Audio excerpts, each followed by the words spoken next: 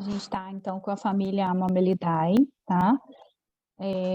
Quem me segue lá no Instagram já viu que dentro dessa família tem outras plantas, várias outras, que são medicamentos dentro da homeopatia, mas que não são medicamentos, remédios florais de Bach, tá? Então, os medicamentos homeopáticos dentro da família Mamelidae são vários. E uma curiosidade que eu gosto de falar é que dentro dessa família a gente tem a cannabis sativa, tá? Que é a maconha, como medicamento que está junto com os florais de Bach da família Mamelidae. Nas próximas aulas a gente pode continuar com esse estudo, se vocês quiserem. Eu vou lançar uma nova, como é que chama? Enquete lá no grupo do Telegram. E aí a gente vai conseguir planejar a próxima aula juntas, tá? Vocês vão me ajudando a planejar como é que vai ser daqui para frente. Então, a sensação descrita por Sankaran, da família Mamelidae, é uma sensação de pressão externa, tá? É uma pressão que leva a pessoa para baixo, uma pressão onde ela sente uma enorme vontade de se libertar. Então, a sensação pode ser uma sensação de compressão, de constrição, de estar apertado, de estar sujeito a uma certa situação, de estar sem saída. Todas essas coisas que eu estou falando são palavras-chave que a gente vai identificar na fala do cliente, porque o cliente ele vai falar para a gente de qual floral a gente precisa, né? Nós não vamos, na minha concepção dos florais, não sou eu que prescrevo ou que indico floral para ninguém.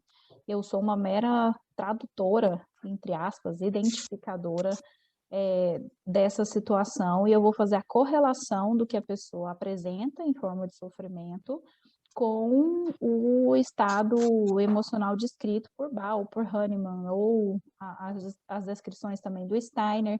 Aqui eu não estou entrando em antroposofia, mas muitas das plantas dos florais de Bach também são plantas da medicina antroposófica. O oak é uma delas, o chicory, até o sweet chestnut a gente vê, mas vamos focar aqui na família Mamelidae.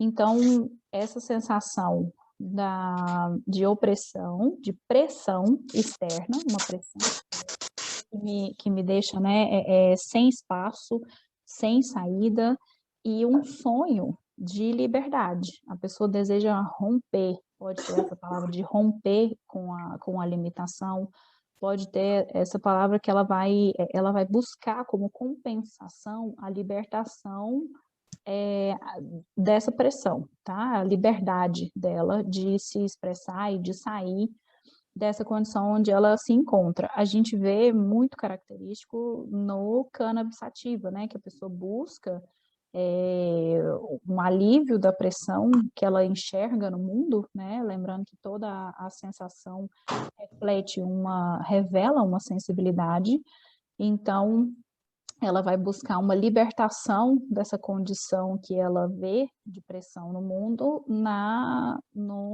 droga, né? E a mesma ação terapêutica a gente vê na ação como planta medicinal e como medicamento homeopático. Então, essas ações, elas são correspondentes, tá? A sensação de libertação também está dentro da família Mamelidae. Então, aquilo que é oposto, né, também contempla o sofrimento. Lembra disso? Então, se a pessoa está presa, ela também tem a sensação de liberdade dentro do mesmo conflito, tá? A sensação e a ação. Então, aqui a gente entrando no ELME, eu vou falar um pouco do miasma cancerínico para vocês. Então, assim como diz o nome, o miasma cancerínico, ele diz respeito à supressão de um câncer, né? E aí, mais uma vez, não precisa ser nessa existência, mas pode também ser. Então, a gente vê que o miasma cancerínico, ele tem um quê de perfeccionista.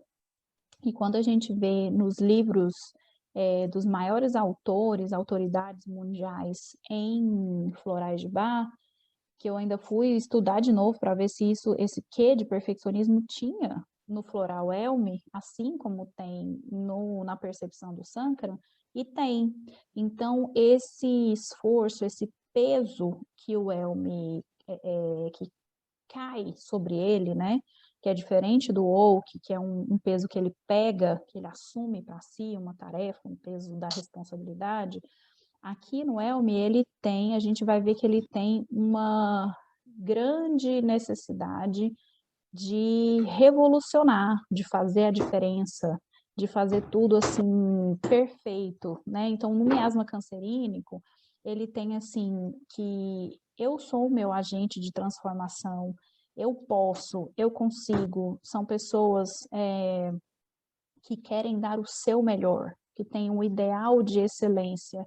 E aqui no sofrimento do Elme, apesar de a gente não estudar na visão dos florais uma pessoa Elme, porque no Florais de Bach a gente tem a missão de alma, está dentro dos 12 curadores, mas os outros são complementares. Então, o sofrimento da pessoa que precisa de Elme é um sofrimento que ele é derivado dessa sensação de eu preciso fazer tudo com excelência, tá? Então, isso que eu estou realizando aqui é a minha missão, é uma coisa importantíssima. E se a gente for ver, por exemplo, um gráfico desse sentimento, é um gráfico que ele sobe e ele se mantém lá em cima, é como uma pessoa equilibrando vários pratos. Ela tem que fazer o esforço máximo. Então, uma situação Elme, a gente vê, por exemplo, uma pessoa que o pai, que é mais velho, ou a mãe adoeceu e ela vai precisar cuidar dessa pessoa. E ela quer cuidar com tanta perfeição, com tanto detalhe, manter a melhor alimentação, a melhor, pode ser também de recém-mães, tá? Mas em todas as situações isso funciona, então ela quer que tudo saia perfeito. E é tanta necessidade de excelência, de ser um agente de transformação, de dar o seu melhor, que essa expectativa, ela é surreal, é uma expectativa irreal a respeito de si mesmo. E aí ela tem momentos que ela vai sentir que é impossível de ser completo, que esse peso na descrição do bar, ele fala essas palavras, né, que a pessoa sente que a missão está além das capacidades de um ser humano, né? Então, e é mesmo, tá? No miasma cancerínico, a gente vê que o Hahnemann descreve a síndrome de super-homem, tá? Então, só que é uma síndrome de super-homem egóica, né? Então, as palavras-chave, de acordo com o Hahnemann, com o Sankara, são perfeição, né? É uma palavra-chave, missão de vida, tá? E ele quer, como compensação, focar o que ele fala, né? Então, ele vai falar desse problema, dessa pressão, e a gente pode perguntar assim, como você se vê saindo dessa situação? E a pessoa vai falar assim, eu preciso focar em mim, na minha autonomia, na minha liberdade. Então, lembra que dentro da família, Mamuridai, a gente vai ter a sensação da necessidade de liberdade muito gritante no sofrimento da pessoa. Então, ela vai ver como cura dos seus problemas essa libertação, jogar tudo para o alto, desistir, né? Um floral que auxiliaria muito num sofrimento característico de Elma seria, por exemplo, o Gentian, o Gorse, porque o Gentian é essa perseverança, né? Mas eu acho muito importante a gente fazer essa diferenciação dos florais, porque uma pessoa desanimada frente aos problemas, ela nem sempre é gentian, né? Porque o gentian, ele pode ser pessimista, que também vemos no Elme. O gentian, ele pode ser reclamão, que a gente também vê no Elme, que é aquela coisa do ó céus, ó vida, né? Tudo que eu faço dá errado. Mas a gente vê, a outra coisa que a gente vê no gentian, falta de fé, que a gente também vê no Elme, né? Essa perca momentânea da fé. pode até ser uma fé divina, mas pode ser uma fé humana também, que é uma fé na sua capacidade de transpor aquele problema, né? Mas a gente diferencia, por exemplo, o Elmo do Gentian, dessa sobrecarga que ele tem por desejo de fazer as coisas de forma perfeita. Eu tenho um relato de sucesso imenso com o Elme pessoal, que foi no momento do parto da minha primeira filha, a minha mãe, que está aí online também, é terapeuta floral há mais de 30 anos, inclusive ela é grande responsável, vou dar os créditos aí para ela pelo meu caminho profissional e por eu estar aqui hoje dando essa aula para vocês.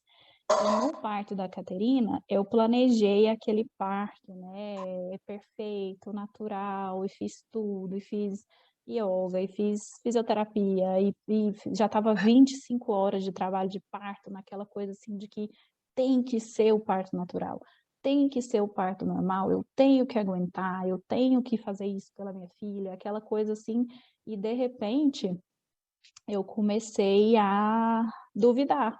Eu falei, não aguento mais, não aguento mais, não aguento mais, não aguento mais, não aguento mais, e já estava no final. E aí a minha mãe tinha levado um kit, né, para o trabalho de parto, e ela me deu as gotinhas do Elme. E eu lembro, gente, de recobrar as minhas forças numa intensidade que já tinha 25 horas de trabalho de parto e eu saí agachando e vambora, e essa menina vai nascer e é agora, mas também pronta para uma possível cesárea. Eu tinha desistido desse ideal de perfeição.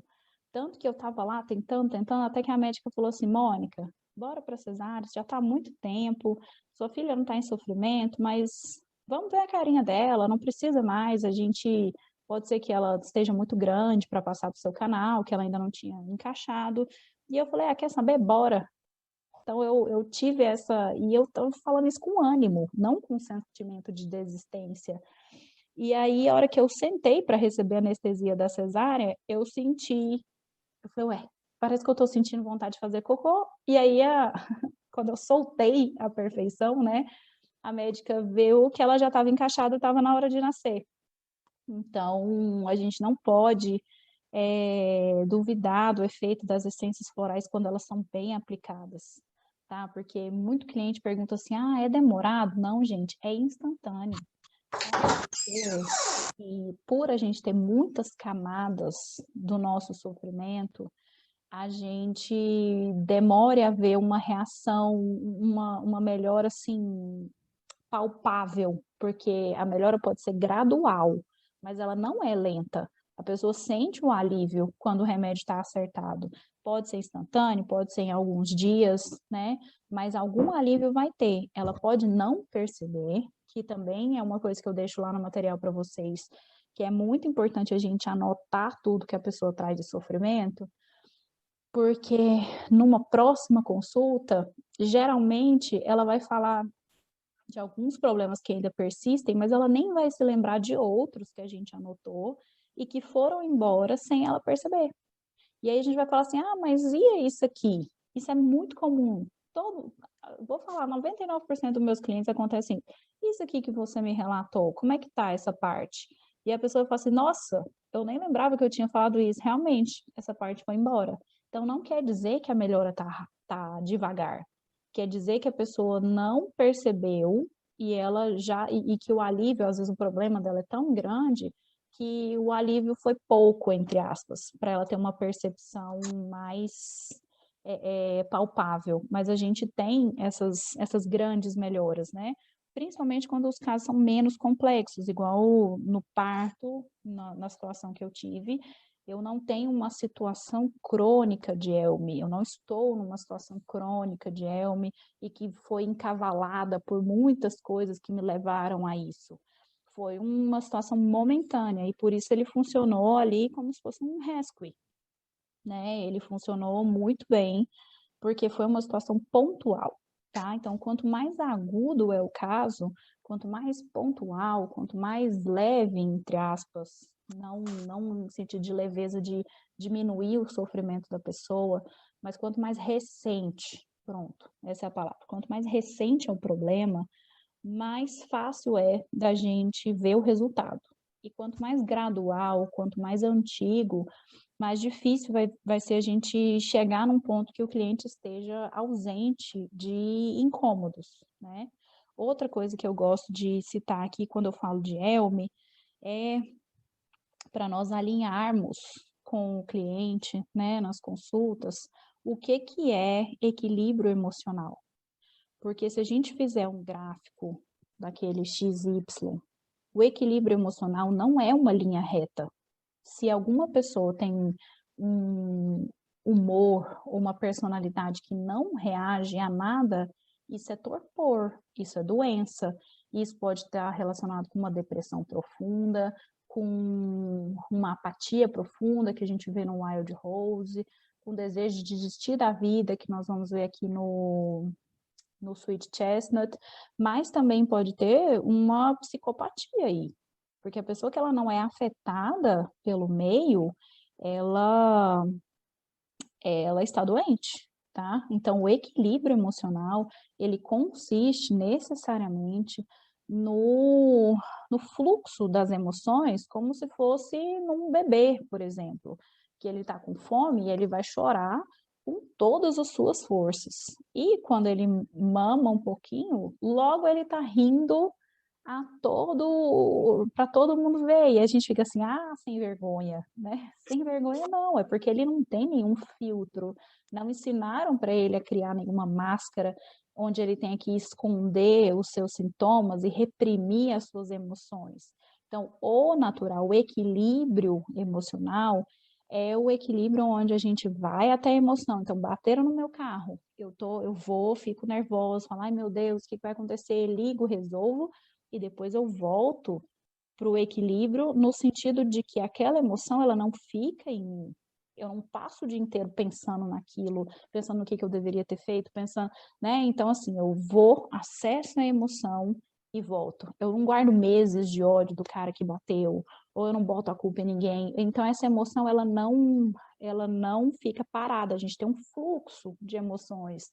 Então, eu fiquei sabendo, ouvir um noticiário do jeito que a gente está agora nessa tragédia após tragédia na pandemia. Equilíbrio emocional não é não se entristecer com aquilo, não sentir um aperto no estômago, uma dor ou vontade de chorar, né? Eu e meu marido direto a gente chora vendo notícia, a gente até evita. É não deixar que essa tristeza ela assuma o volante da minha vida, né? Então a gente fala que as emoções, uma imagem que eu tenho das emoções é que elas é como se eu estivesse viajando num carro e as emoções estão sempre ali no banco de trás. Então eu estou vendo elas, eu estou percebendo elas, elas fazem parte da minha vida, mas em nenhum momento elas vão assumir o volante, ou elas vão pegar no mapa, ou elas vão escolher a direção para a qual eu estou indo, o caminho, o destino. Quem está no controle sou eu.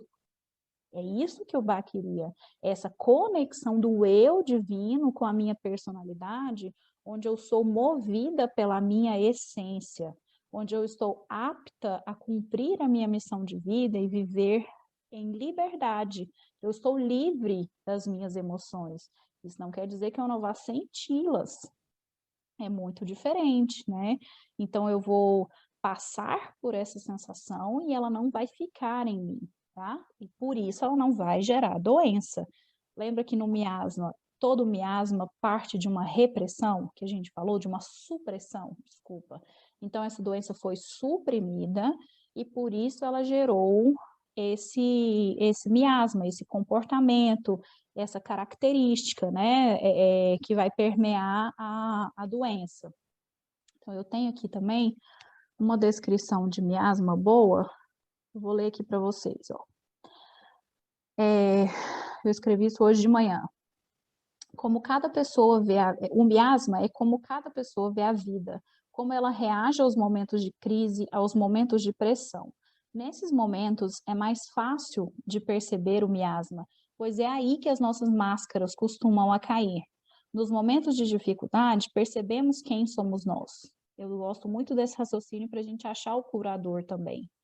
Partir de contextos de crise, de um contexto emergencial. E aqui a gente tem o conhecimento de que todos nós temos os 10 miasmas, eles são 10 na homeopatia contemporânea, mas em algum momento da nossa vida existe uma determinada atividade miasmática que está em mais evidência ou mais ativa.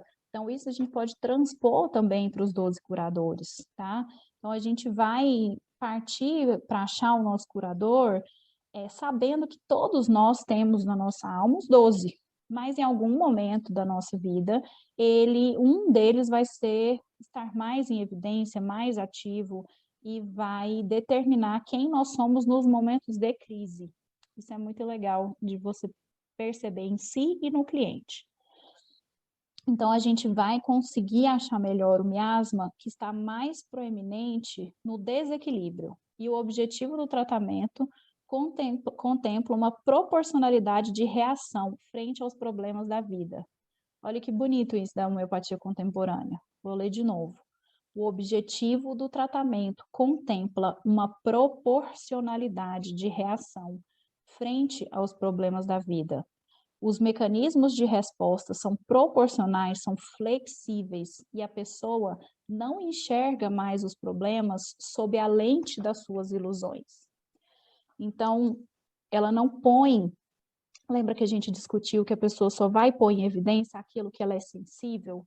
Então, quando essa mão que está queimada, ela já cicatrizou, essa ferida já está cicatrizada, não está mais em evidência, os incômodos da vida, eles não me pegam tanto, eles não me doem tanto. Os incômodos vão continuar existindo. É muito importante a gente esclarecer isso para o cliente, porque às vezes a pessoa tem uma ideia ilusória de que tudo vai passar, de que ela nunca mais vai sentir ciúmes do filho. Não tem como, porque ela é um ser humano, ela tem sangue correndo dentro das veias, né? Então, o negócio é esse ciúme não dominá-la a ponto dela sufocar essa criança ou dela impedir a liberdade dela, né? Acho que ficou claro, né? Então, a gente tem que ser flexível e deixar as emoções irem e virem. Não sei por que tá com esse... Eu acho que sem querer eu risquei aqui a tela, gente. Enfim, olha, tem um risco amarelo no meio da tela. Mas tá. Então, bora lá. Quercus robur, que é o oak, tá? Então, qual que é a diferença do Quercus robur para o Humus procera? Vou voltar aqui para vocês verem. Então, o elme tem na postura, né, o seu problema pressionando, lembra da sensação de pressão, esmagando, né? Mas está caindo em cima dele. O oak, ele pega essa sensação de responsabilidade e ele coloca acima dele. Então, a gente vê que no oak, ele não tem essa questão do perfeccionismo incrustada.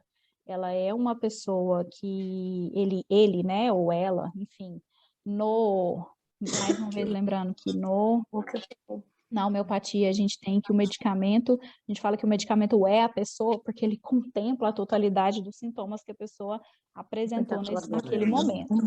Então, a gente tem que no miasma tuberculínico, ela é uma pessoa que ela vai se preocupar muito com a sua rede, com a sua família, ela quer ela quer ter um impacto social, uma verdadeira mudança, e ela tem esse respeito pelas diferenças, gosta de se associar e não há tanto autoconhecimento, pois foca no outro, nas necessidades dos outros. E tem uma desconexão com si mesmo, tá? Então, a gente vê que o woke, apesar dele estar nessa situação que a gente vê aí na imagem, ele não reclama, tá? É um sofrimento, é uma pressão, mas ele acredita que ele tem que fazer esse esforço imenso, porque ele tem esse ideal de contribuir para a família, para o grupo, para a comunidade. Então, a gente vê que a árvore do oak, ela é uma árvore que ela alimenta milhares não, mas centenas de espécies de bichos. Então, ela abriga minhocas, pássaros, esquilos, uma diversidade imensa de insetos. Ela produz muito os frutos dela o ano inteiro, ela tem uma produtividade muito intensa.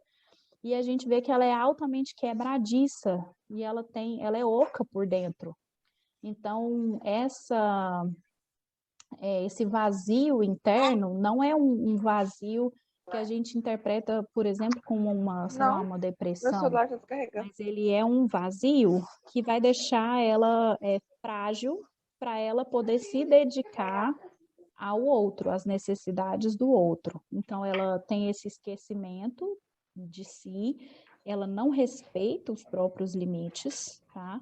E a gente vê que o miasma tuberculínico não tem essa necessidade de busca por autoconhecimento, que eu li aqui no miasma cancerínico, que eu falei aqui para você, ó, que a pessoa vai falar, vou focar em mim, na minha autonomia, na minha liberdade. O woke, ele não tem isso dentro dele. A libertação dele, ela vai ser uma libertação quando ele vai se permitir o lazer. Então, a pessoa vai ter um desejo de lazer, mas é um desejo mais humilde, não tem tanta... Ele não é egóico como o Elme.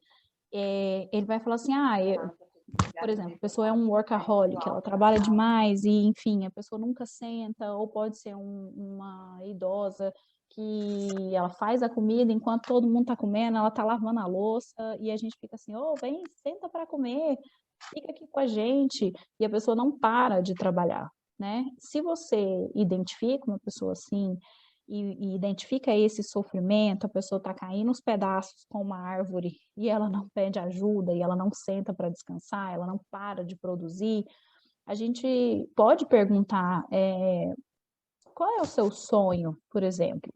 E aí a gente vai ver que ela tem, humildemente, o sonho da liberdade também.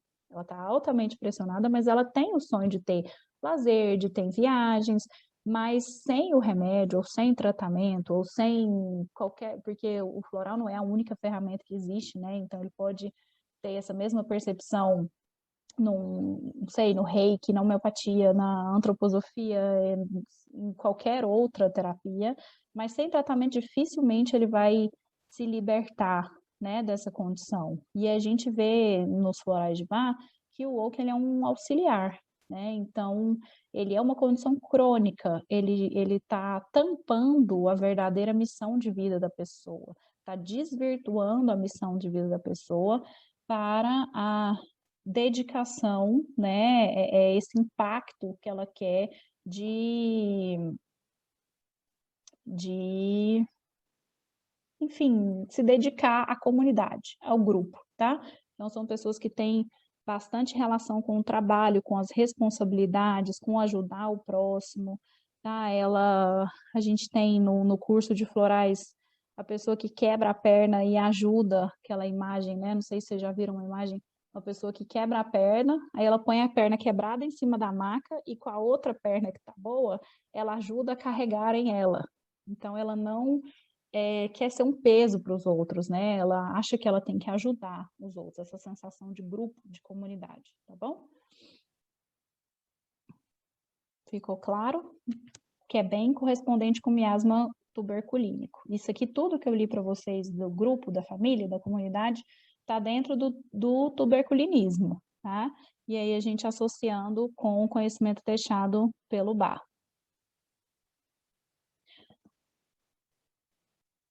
Então, a outra planta que está dentro da família Amelidae é a beech, a fago silvática, tá? E a gente vê na descrição do Sankara que essa planta se encaixa no miasma malárico. Eu vou ler aqui para vocês o miasma malárico, então. Esse miasma está presente num contexto onde há um conforto, mas é um conforto limitado. A pessoa tem delícias e, ao mesmo tempo, um gosto amargo de se encontrar dentro daquele contexto. porque ela não tem autonomia para desfrutar de outros sabores, para desfrutar da liberdade que está além daqueles limites que ela impõe tanto para si mesma quanto para o outro, tá? Então, nesse miasma malárico, a pessoa, existe uma indignação frente à situação que incomoda ela, frente ao caos que ela vê no mundo, a falta de autonomia, mas ao invés dela arrumar as malas e mobilizar para sair dessa situação e mudar a sua postura, ela fica. Por quê? Porque mais uma vez, um contexto onde tem conforto, tá? Esse conforto que traz uma limitação. Então, a gente tem que lembrar da Beach, essa frase, né? Que ela traz, o estado Beach, ele traz delícias e, ao mesmo tempo, existe um gosto amargo. Eu gosto muito dessa frase. Vou falar para quem quiser anotar, vou falar mais devagar, que eu estou vendo que tem algumas pessoas que estão escrevendo. É um contexto onde há conforto, mas é um conforto limitado, que traz delícias e, ao mesmo tempo, existe um gosto amargo em estar dentro daquele contexto, porque não há autonomia para desfrutar de outros sabores, da liberdade que está além daqueles limites que o comportamento lhe impõe. Não há liberdade de escolha. Então, aqui a gente vê uma pessoa que ela tem um comportamento de estar de ser altamente crítica, intolerante. E nesse desenho que eu pedi meu esposo para fazer, eu gosto muito porque o criticismo que o Beach vê no mundo, ele também está dentro dele, também aplica a si mesmo.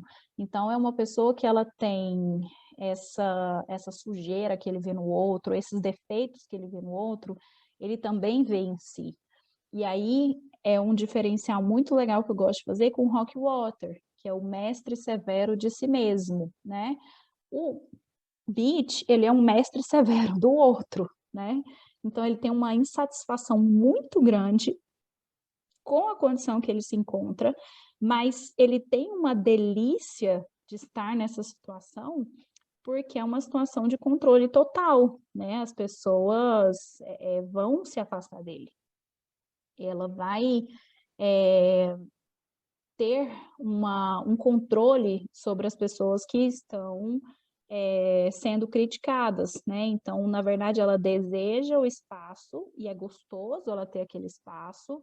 Então, a gente pode pensar numa mãe de família que, quando ela sai criticando todo mundo, e menina, essa bagunça, arruma isso, arruma aquilo, e você é bagunceiro, e vai apontando o dedo, ela vai ter um controle, né? Apontando os defeitos de todo mundo, mas, ao mesmo tempo, ela tem o sabor amargo, que é o sabor amargo de não conseguir se libertar desse estado e de não conseguir desfrutar do que há além dos limites desse comportamento.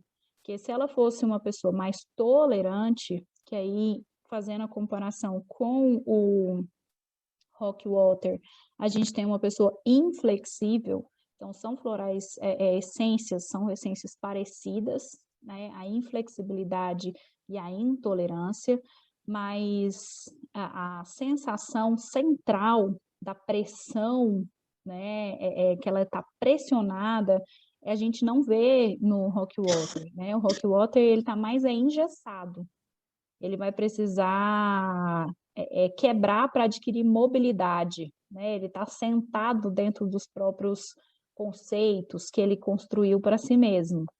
Então, é mais uma energia parada meio que por escolha, não é uma pressão externa.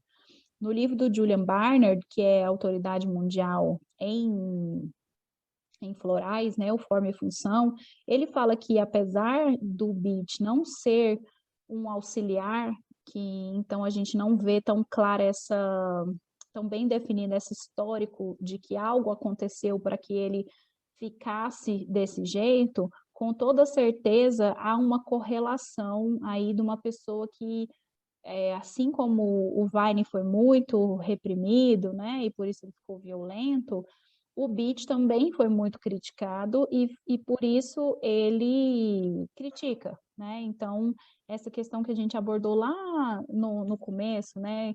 Que dentro da vítima também existe o algoz, e dentro do algoz também existe a vítima. Lembra que eu falei que a pessoa que se sente abusada, ela também tem o potencial abusivo, e a pessoa abusiva sente-se abusada primeiro? Então, aqui no BIT a gente tem muito isso, né? No comportamento do intolerante, as dores e as delícias que a gente enxerga no miasma malárico, tá? Outra coisa que o Sankaran fala é que ele tem, aí não está no BIT, mas acho que a gente pode trazer para esse entendimento, ele sente-se perseguido pelos seus sintomas. Então, aquela pessoa assim, que ela é intolerante até ao seu olhar, fala assim, tá olhando o quê?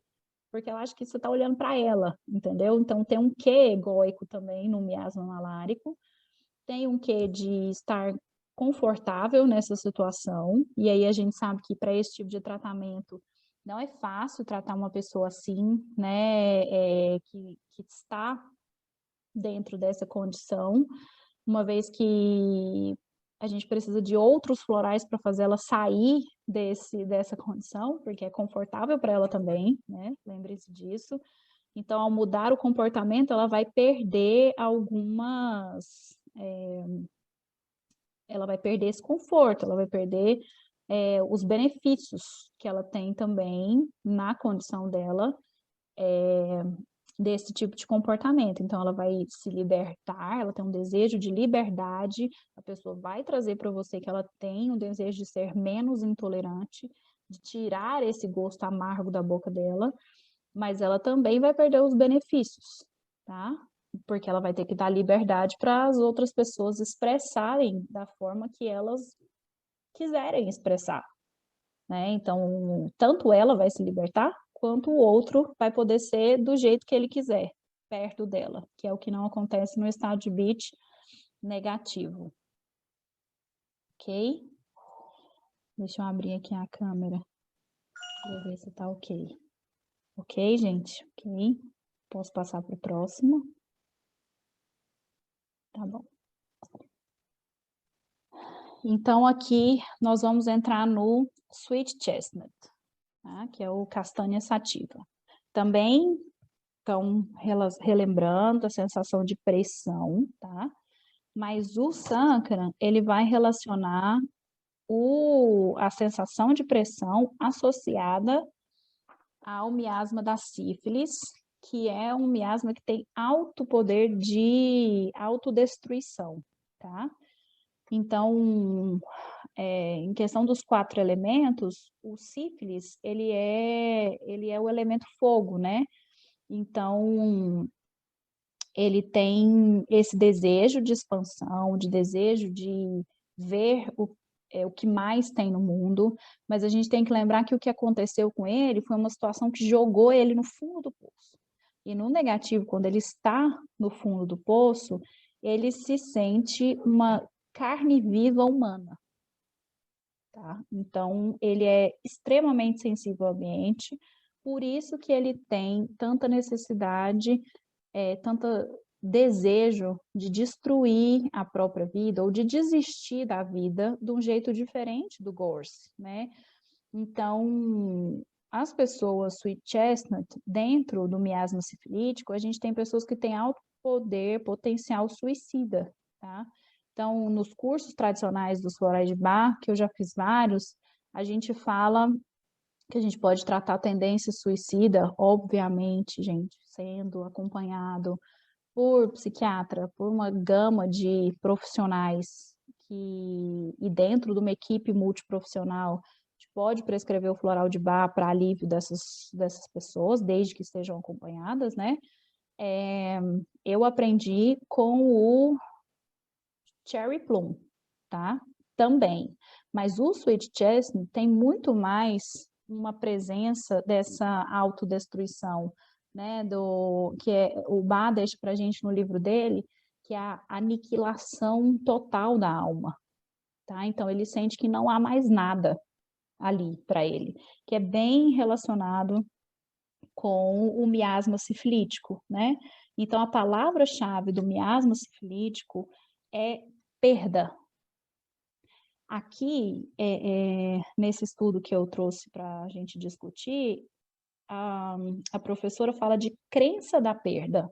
Então, ela crê que perdeu tudo, que aquilo que ela perdeu era tudo. Então, nós costumamos a ver o Sweet Chestnut muito como a imagem de uma dor tão profunda que foi uma mãe que perdeu um filho, que é uma dor sobre-humana, mas a gente também pode ter pessoas que vão sentir-se dessa maneira com uma perda de emprego, a quebra de uma empresa familiar que sustentava a família toda e agora a pessoa vai estar na pobreza, então ela tem uma crença da perda, tá? São perdas profundas, mas a gente tem que lembrar de não medir a profundidade da perda com a nossa régua. É o cliente que vai dizer para a gente que aquela perda foi tudo que ele tinha. Aquela perda deixou ele sem mais nada. Então, a vida perdeu o sentido. Ele tem a crença da perda. Pode ser, por exemplo, um adolescente que terminou um namoro. Quantas vezes a gente vê no jornal a pessoa, aquelas tragédias, a menina termina com a pessoa e ele vai lá e mata a menina e se mata. Isso é um estado Sweet Chestnut. Ele acredita que, óbvio que a gente está no extremo, né, da destruição, enfim, e envolveria outras, que aí já é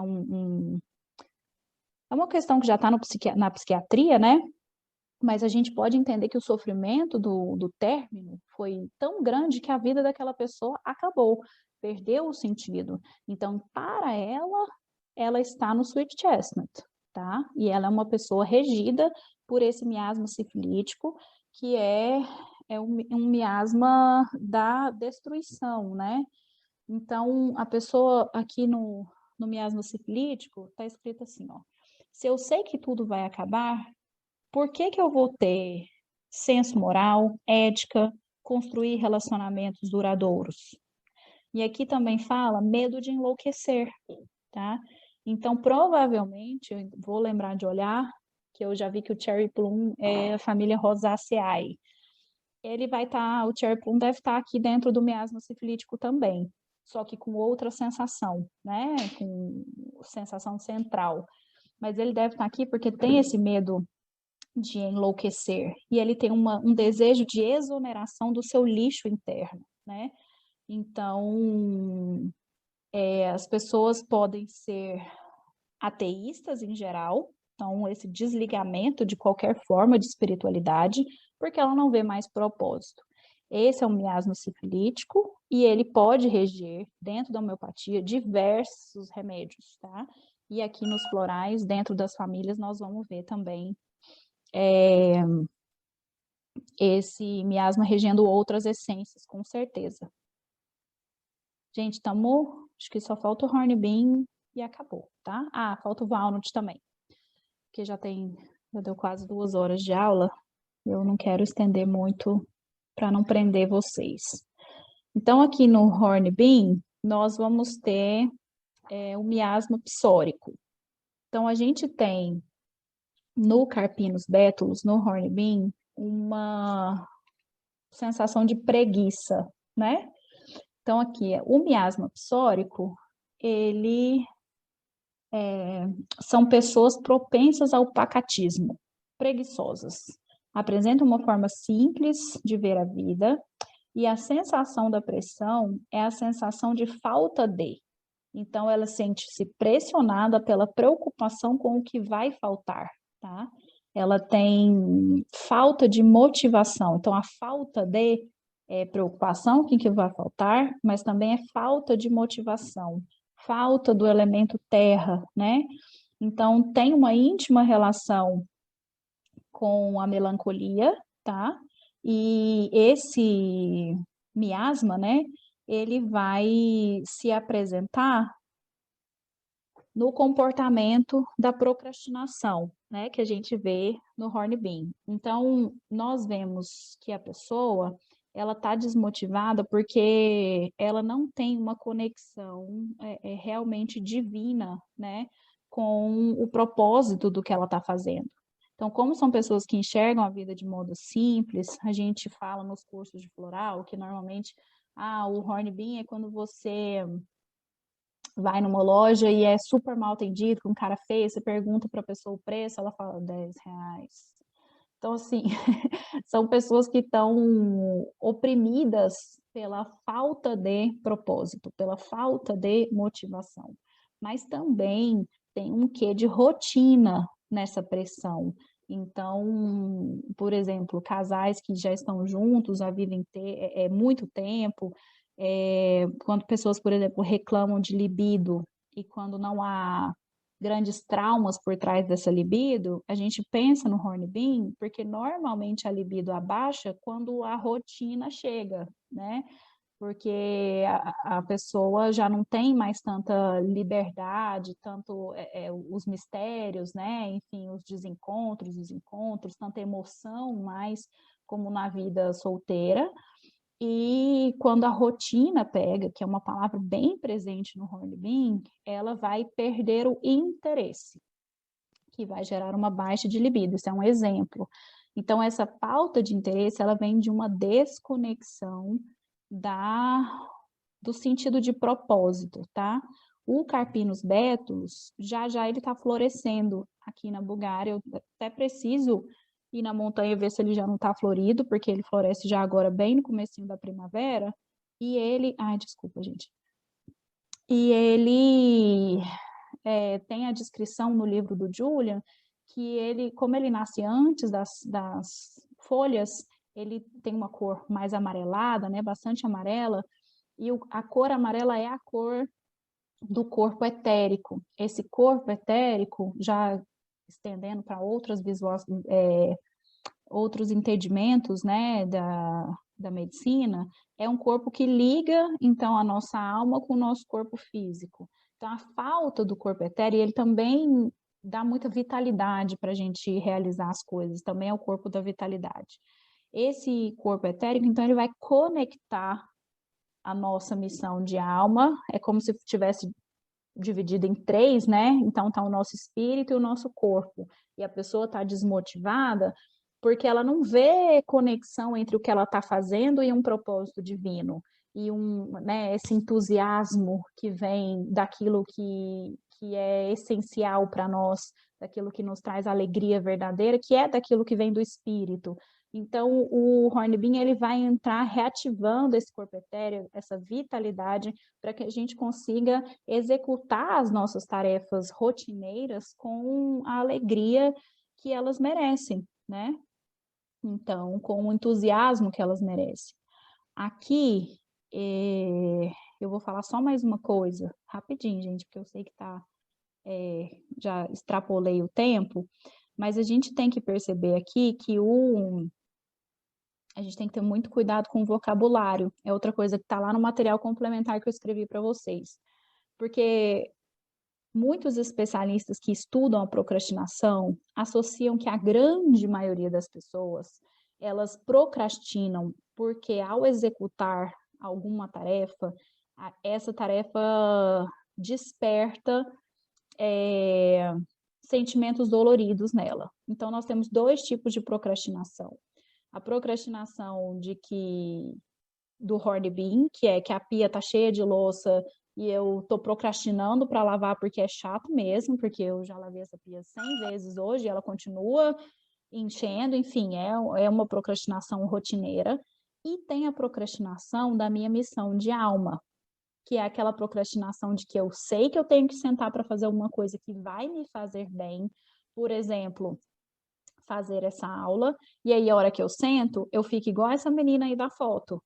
Eu fico enrolando, mexendo no celular, brincando com a caneta, levando 100 vezes, mas não é que aquela tarefa é chata para mim, não é que aquela tarefa é rotineira para mim, é que ao encarar essa tarefa e fazer algo por mim, vários sentimentos ruins vão despertar na minha alma, como o sentimento de não ser boa o suficiente, como o sentimento de que isso que eu estou fazendo é uma bobagem. E essa autocomparação, essa menos-valia. Então, a gente tem que ter muito cuidado com a questão do vocabulário para a gente não ficar assim, a pessoa, estou procrastinando, Hornbeam.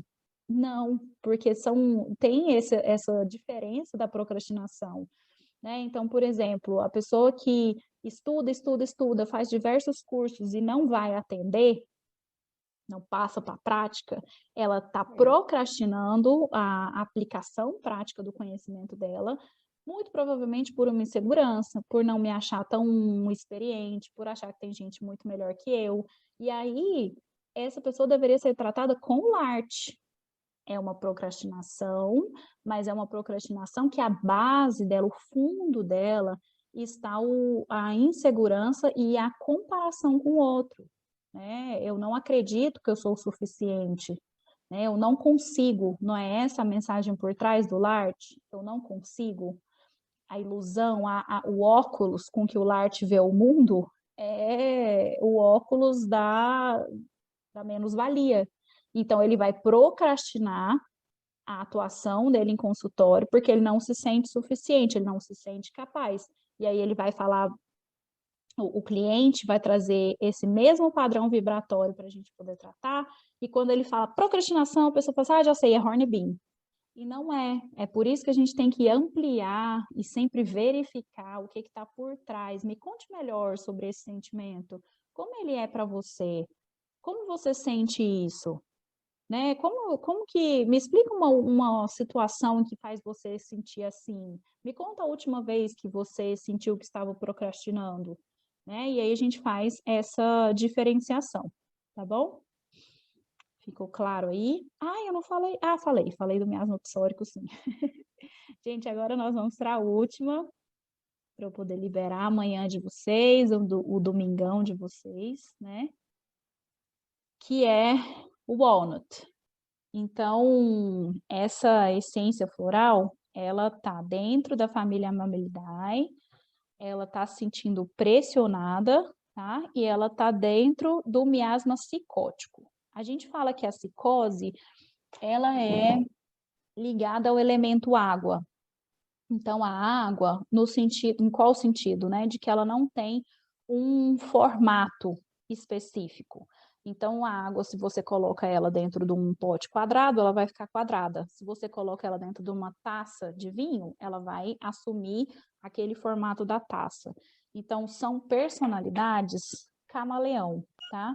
Tem muita relação aqui também, o miasma psicótico, com essa adaptabilidade que a gente vê no positivo, né? Então, são as pessoas que se adaptam muito a qualquer situação, tá? Então, a gente vê aqui, essa descrição é a descrição do Sankaran, tá, gente? Da homeopatia, não é do Bach. Então, ele fala aqui, não existe uma personalidade aparente, existe uma tentativa de passar determinada imagem, tá? Não quer mudar porque não quer ver o que tem por debaixo da sua máscara, tá bom? Então, a pessoa, ela tem essa falta de individualidade no walnut, tá? No Juglans regia. Então, esse miasma que rege a gente vai ver manifestado na pessoa que ela precisa, que a gente vê tanto, né? De passar por esses momentos de mudança, de adaptação ao meio, mas ela querendo conservar a sua individualidade. A gente usa muito o Walnut para processo de tomada de decisão, onde a pessoa, então, ela sofre várias interferências, ela está indo pelo caminho que ela quer, e aí vem alguém com a opinião mais forte que a dela, e aí ela já muda, como um camaleão mesmo, né? E ela começa a seguir no outro lado. E o walnut, ele tem esse gestual, né? Na árvore da castanha, da noz, que ela faz essa capa protetora do cérebro, para que a gente consiga manter a nossa cor original, no caso do camaleão, nossa individualidade frente às mudanças que vão acontecendo na nossa vida.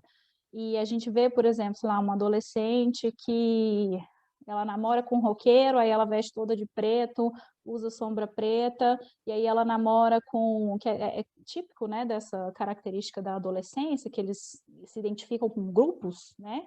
Então é um floral típico da adolescência, mas é a pessoa que ela transita a personalidade dela. Então, de repente, ela começa a encher o sertanejo, ela veste de cowboy, veste bota.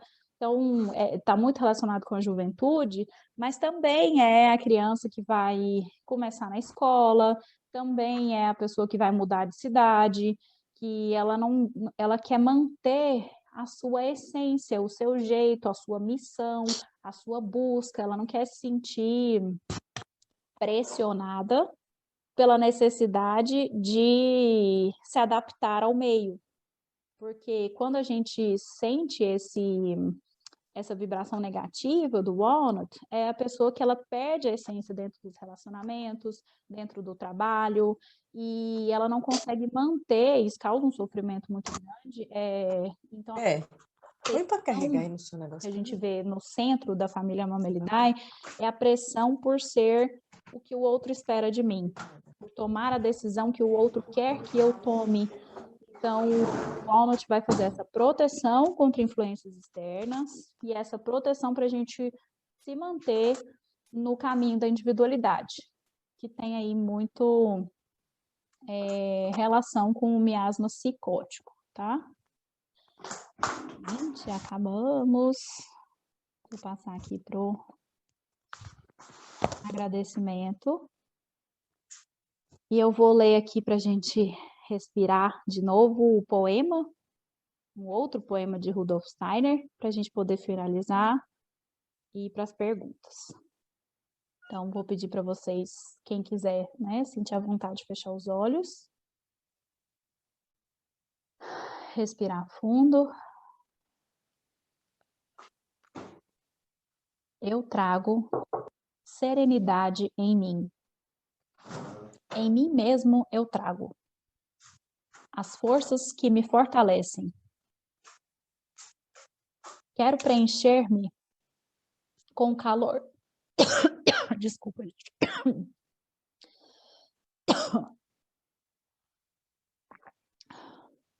Quero preencher-me com o calor dessas forças.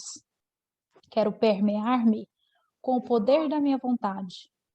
Eu quero sentir como a serenidade se derrama por todo o meu ser. Quando me fortaleço, encontro em mim a serenidade como força pelo poder do meu esforço. Rudolf Steiner.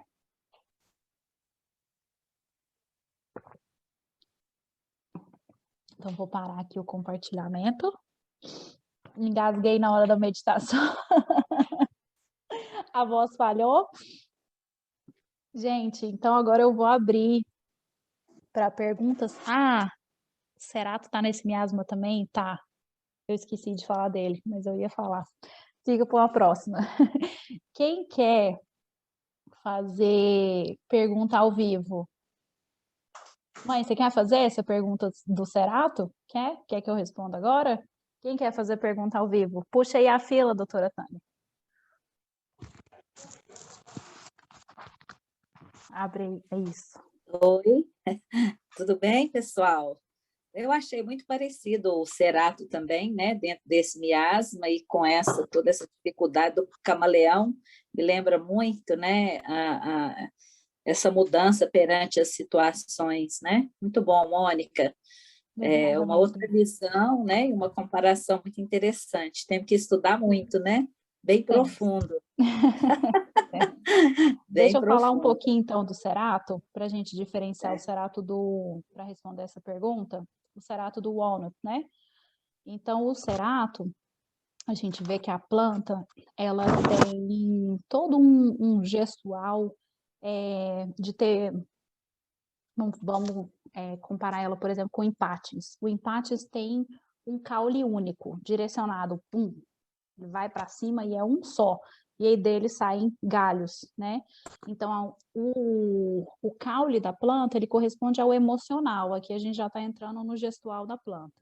Então, ele tem uma sustentação emocional muito bem direcionada, ele não tem muita variabilidade emocional.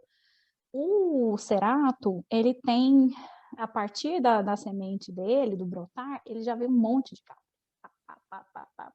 Então, ele tem um emocional muito variável, ele vai para um lado, vai para o outro, vai para um lado, vai para o outro, mas o cerato, ele, diferenciando do Walnut, não é que alguém chega nele e fala assim, ó, você está indo pelo caminho errado, essa decisão que você tomou está errada, não faça isso, e ele muda. Ele é que toma a decisão e ele fala assim, será? Porque o gestual do cerato é a hesitação. Então, ele vai para todos os lados, o emocional dele não tem um direcionamento. A gente pode até fazer um outro contraste aí, uma outra comparação com o clêmates. Nem sempre falta de foco é clêmates. Nem sempre dispersão é clêmates, porque o cerato também é disperso. Só que ele é disperso em outro âmbito, porque ele não consegue confiar nele mesmo, então é ele que desconfia dele. Os dois, tanto o cerato quanto o walnut, eles estão indo numa direção. O cerato, chega a certo momento, ele está indo para São Paulo. Ele fala assim, vixe Maria, será que eu devia estar vindo para São Paulo? Aí ele pega o telefone, fulano, o que você acha? Então, a gente tem que ver que é uma pessoa que pergunta o que a pessoa acha para a vida dela. Por isso que o Bach chamava ele de tolos. São os tolos, de acordo com o Bach. Agora, o Walnut, não. Até que a gente tem que ver, eu vou olhar, então, depois, e posto no grupo, qual que é a família do cerato. Porque aí a gente vai diferenciar também na sensação, né? Lembra que o Walnut, ele está se sentindo pressionado a se adaptar. Então, ele tem a pressão do meio e o desejo de libertar-se dessa pressão. Agora, eu tenho que ver qual que é a sensação do cerato. Eu não sei qual é a família dele. Que aí eu acho que também vai ficar mais fácil ainda da gente direcionar. Respondido? Mais alguém quer fazer pergunta?